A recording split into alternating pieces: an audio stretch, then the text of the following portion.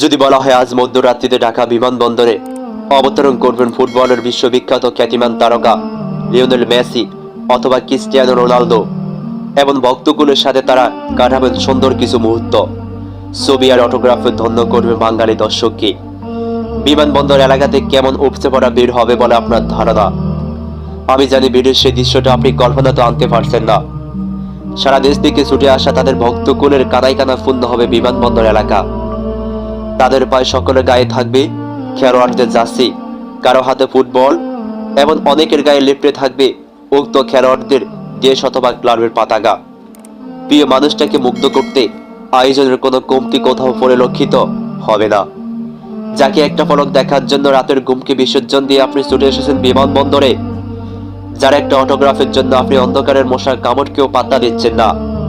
ঝড় বৃষ্টির বাদলও যেখান থেকে আপনাকে এতটুকু নড়াতে পারছে না, সে তারকা খেলোয়াড়েরা আপনার সাথে কাটানো প্রতিটি মিনিটের বিপরীতে গুনে নেবে কোটি কোটি টাকা। প্রিয় খেলোয়াড়দের সাথে সাক্ষাতের বিষয়টা আপনার কাছে আনন্দ আর গৌরবের হলেও তাদের কাছে সেটা উপার্জনের একটা উছিলা বই আর কিছুই নয়। দিন শেষে তারা না আপনাকে চিনছে আর না কোনোদিন আপনাকে মনে রাখবে, এমনকি আপনার দেশের নামটা পর্যন্ত তারা ভুলে যাবে। যারা আপনাকে কোনোদিন চিনেনি, কোনোদিন চিনবে না এবং যাদের কাছে আপনি নিতান্ত অর্থ উপার্জনের একটা উছিলা শুধু, তাদেরকে এক পলক দেখার জন্য জীবনের গুরুত্বপূর্ণ সময় ব্যয় আপনার মাঝে কোনো দুঃখবোধ নেই। তাদের একটা অটোগ্রাফের জন্য আপনি অনায়াসে মেনে নিতে পারেন যাবতীয় কষ্ট।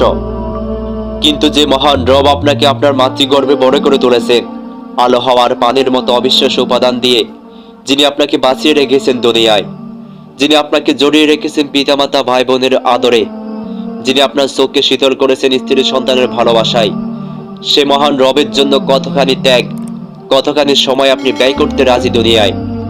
মধ্যরাতে আপনার প্রিয় খেলোয়াড়ের আগমনের সংবাদ পেয়ে আপনি বিমানবন্দরে ফুল জার্সি আর পতাকা নিয়ে ছুটে যেতে দ্বিধা করেন না একটুও।